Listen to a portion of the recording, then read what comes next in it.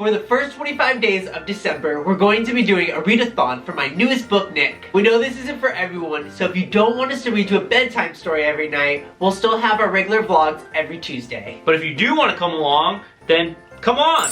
Alright guys, welcome back. Today we're going to be reading chapter 18, The Blitzen Express.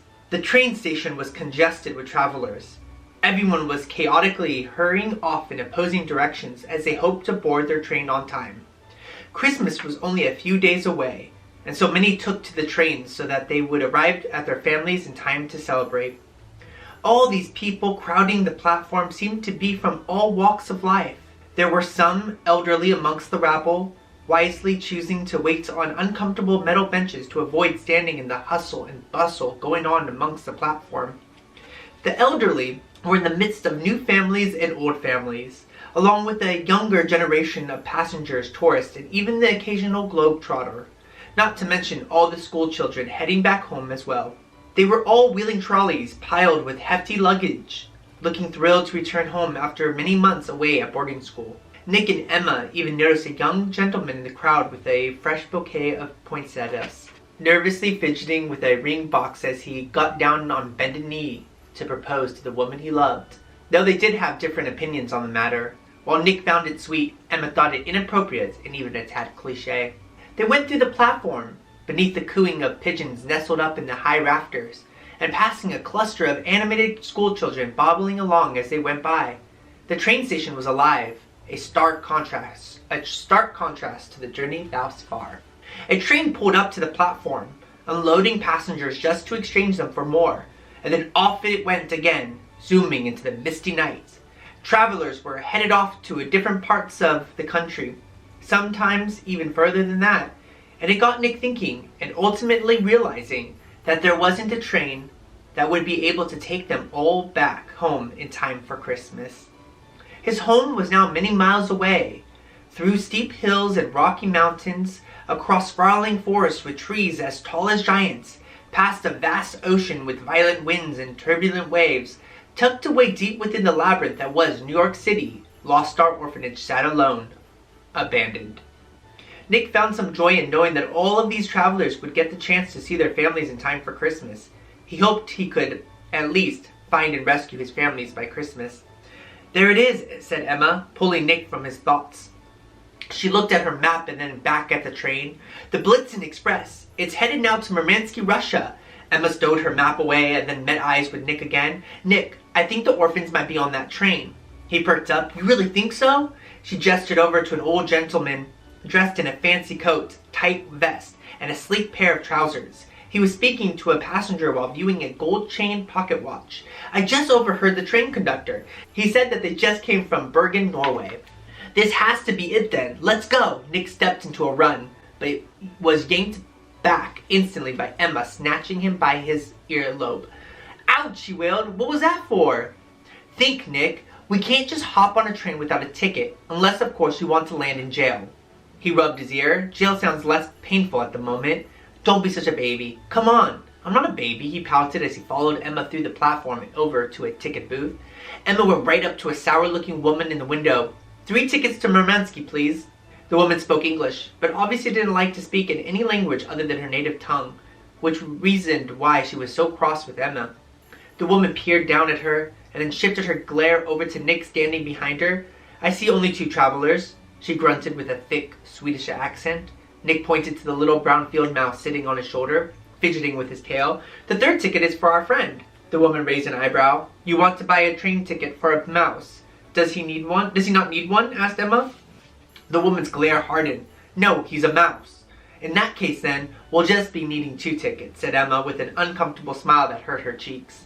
$2, she grunted, as she looked Emma and Nick up and down in disgruntlement because of the way they dressed and looked. Nick leaned into Emma's ear and whispered, "What's $1?" "I think it's the Swedish currency." She reached into her pocket and drew out the lone Cracker Barrel she had been saving for a special occasion. She then put her back to the Swedish woman in the window and whispered into the bell, "Make dollars appear." The Cracker Barrel brightened inside with flashes of different shades of green. At the same time, Emma's pockets felt heavier and heavier, and the more weighty they became, the more the Cracker Barrel drained of magic. By the time Emma's pockets were sagging at her knees, the Cracker Barrel had been reduced to nothing more than an empty golden shell. Emma reached into her pocket and wrenched out a handful of coins, both copper and silver. Nick shook his head in disapproval. That can't be legal. Emma spun back around and spilled the coins across the counter. Will this cover the cost? The woman's eyelashes fluttered with astonishment. Yes, I would say so. She smiled greedily as she scooped the coins into her purse instead of the register. She then stamped a pair of tickets and handed it off to Emma through a hole in the bottom half of the window. These are 2 third-class steerage tickets, along with meals. Do have a safe journey to Russia, and please, she lifted one of the coins up to the light and squinted, come back anytime you like, she said with a supercilious face.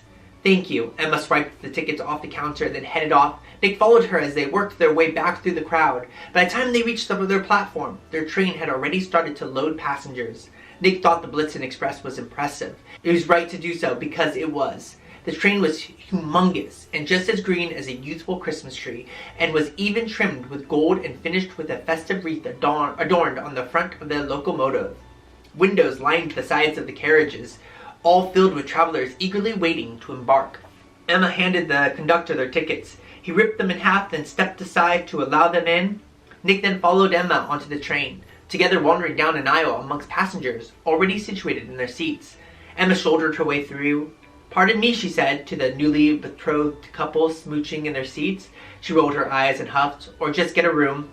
Congratulations, Nick smiled while passing them. Excuse me, he rounded a plump businessman with a bushy mustache trying to stuff his bulky suitcase into a compartment above his seat.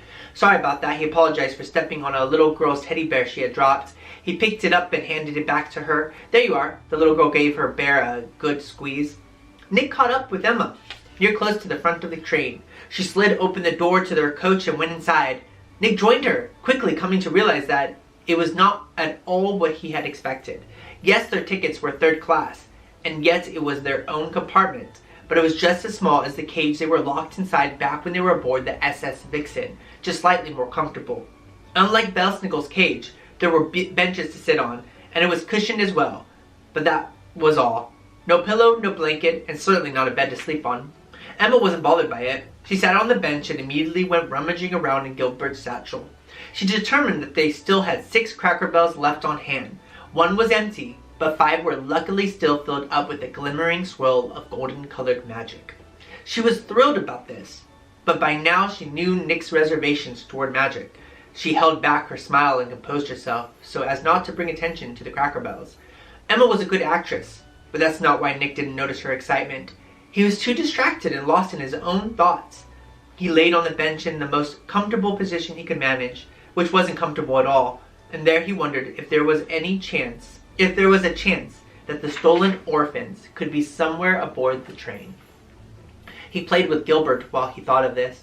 He let the mouse crawl in his hands and up his arms, all while he thought of the orphans he had come to rescue. The train whistled. The engine rumbled, and then the wheels screeched to life. Nick peered out of the frosty window, catching a final glimpse of Karlstad Central train station before it disappeared in the black of night.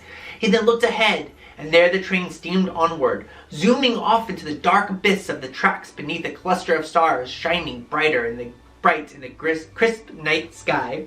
Nick, Emma, and Gilbert fell asleep right after dinner.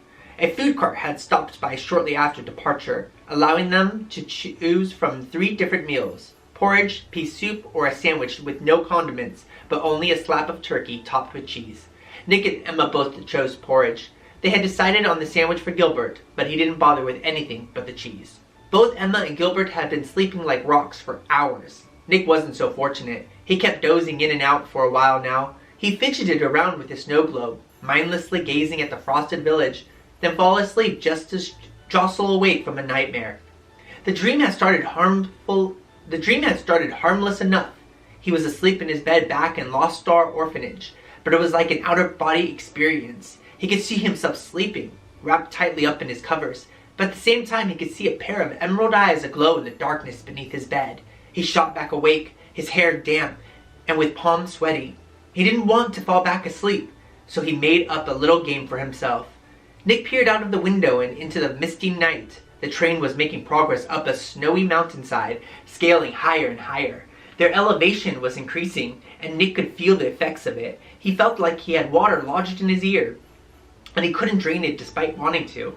The vast darkness outside the window made it so he couldn't see much, only parts of a rocky mountainside covered in heavy snowfall, hiding clay, dirt, and stone beneath it. There was the occasional tree, seen for a moment and then gone the next. Nick thought he would keep himself up by counting the different types of trees passing by his window. Spruce, pine, birch. His eyelids drooped, closed, then fluttered back awake. Spruce. Wait, didn't I already count spruce? He couldn't remember.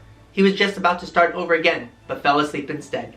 His nightmare picked up exactly where he had left it. Nick could see himself back in bed, peacefully sleeping, oblivious to the emerald eyes aglow in the shadows below him. The glowing eyes then vanished, and Lord Avonmark swooped into view from behind the window drapes. He sat on the bed, hunching over. He then ran the back of his claw along Nick's cheek, an affectionate thing a mother might do, but Avonmark twisted something so loving into something so sinister. He smiled at the sleeping Nick, his long snout filled with sharp snaggle teeth, dripping saliva onto the pillows. Avonmark grazed his claw along Nick's cheek, his knife-like fingernails gently scraping across his jaw down to his throat and then tightening into a squeeze. The sleeping Nick remained undisturbed, but the real Nick, the one who was aware and could see everything unfolding before him, could feel his throat tightening and his airway close as the pressure cut off. Nick fell to his knees. He reached for his throat, but there was nothing he could do. His heart raced, his face reddened, and his eyes shivered when they looked into the emerald eyes peering back at him. Nick shot awake, gasping. He caught his reflection instantly in the window. He could see his blotchy face and see the red handprint of Lord Avonmark's claw outlined along his throat. Was it a nightmare? It couldn't have been real. He was unnerved and anxious either way. While gazing back out of the compartment window, Nick noticed that they were still in the heart of the night, several hours from sunrise. There was no way he was going to allow himself to fall asleep again, at least not while that nightmare was still lurking in the dark corners of his mind. He thought a snack might do the trick to keep him up. He snuck out of the coach, leaving Emma and Gilbert sound asleep, undisturbed. Nick went through the rail car, between a series of steerage compartments, and then worked his way down an aisle of seated passengers, all sleeping with their heads on their shoulders. Nick kept quiet, stepping lightly so not to disturb the travelers, not to one amongst them awake. He was progressing toward the back of the train, drawing closer to the caboose, stumbling about as the train rocked from tough terrain. He went in and out of different rail cars, searching for the nice young lady with the food cart. All he wanted was a glass of water and something to ease his sweet tooth. He got to the last rail car, no food cart, only more sleeping passengers. He was just about to turn back for his coach when he heard a haunting young voice. Nick! Nick, is that you? He squinted down the rail car, all the passengers facing him, still asleep. Nick! Where are you? He cried the voice of a little girl. Abigail? He scoured the rail car, his eyes darting up and down and all around, but couldn't find where the orphan's voice was coming from. Please, Nick, I'm scared. I'm really scared. Abigail, where are you? He popped open luggage compartments, checked behind seats, slid open doors to private coaches. Nothing. I'm over here. Nick, hurry. I'm over here. I'm coming, Abigail. Nick hurried down the rail car, bursting into the next. Nothing there but more sleeping passengers. Abigail! Abigail! The orphan cried. I want to go home, Nick. I want to go home. I'll take you home. Just tell me where you are, he screamed, and yet none of the passengers even stirred. For a second, Nick thought he might be dreaming again. He pinched himself, but he was still awake. Abigail! Abigail, are you there? But he could only hear her sobs. Growing frustrated, Nick ran his hands through his rich golden hair. He knew he didn't like magic, and he knew he didn't trust it. But he sure wished he had a Cracker Barrel right about now. And just when he wished it, he heard something tinkle in his pocket. He reached in and, to his surprise, there was a Cracker Barrel. It crossed his mind that Emma might have snuck it into his pocket when he wasn't looking, but didn't think she could be so swift or he so heedless. But it didn't matter. He had Abigail to save. He thought back, recounting what he had seen when Emma and Gilbert unleashed the magic inside the Cracker Barrels they had used before. Something Gilbert had said suddenly popped into his mind. You can whisper into the bell if you like. It helps, really, it does. It's like the magic can understand you. Like somehow it's listening. Nick thought it all rubbish, but didn't have a leg to stand given this current circumstances. He brought the Cracker Barrel up to his lips and whispered, "Could you, that is, if you wouldn't mind, take me to the voice I'm hearing, please?" The Cracker Barrel popped out of his hand instantly. It hit the floor between rows of sleeping passengers, then bounced down the aisle. Boing, boing, boing. Nick chased it out of the rail car, then into another, following the gleaming golden bell as it sprung through the train. He kept such a close eye on the bell, fearing he might lose it because it was so tiny that he didn't even realize that he and the Cracker Barrel had created quite the stir. Passengers were becoming disturbed, one right after the next, all waking up to the Cracker Barrel's jingles and jangles along with Nick's heavy running. But the passengers, every last one of them, weren't what they seemed to be. Nick had yet to notice they were all little slimy green monsters with long ears and lengthy fingers. 5 creatures acted as one passenger. They all sat on top of each other's shoulders, concealed beneath either long coats or extensive dresses. Buttons popped open and dresses ripped, all while the heads of tiny monsters pushed out of their attire to catch a glimpse of Nick sprinting down the rail car. The monsters burst from their constricting garments, their eyes the same color green as their skin, all watching the sparkling golden Cracker Barrel rolling through the train. The monsters chorused in a collective voice in perfect harmony. "Oh ho ho, pretty pretty," Nick continued to chase after the swift golden bell, sometimes rolling under seats, other times bouncing over them, so unaware that there were dozens upon dozens of little green monsters chasing him. He did hear some stirring and commotion, but his focus and determination to save Abigail wouldn't break. He hurried after the Cracker Barrel, running down one rail car just to spring down another, and then another, until finally he charged right into a dark, empty carriage. The Cracker Barrel spun into the rail car, and then rolled to a stop at a dirty wooden doll left abandoned in the middle of the floor. Nick froze. "I'm so scared. I just want to go home. Please, Nick, help me. I don't want to be here anymore." It was Abigail's voice, but it certainly wasn't Abigail. To his horror, Nick discovered that the voice of the orphan was coming from the doll. Alright guys, hope you enjoyed that chapter. Come back tomorrow for chapter 19, Gremlins in Disguise.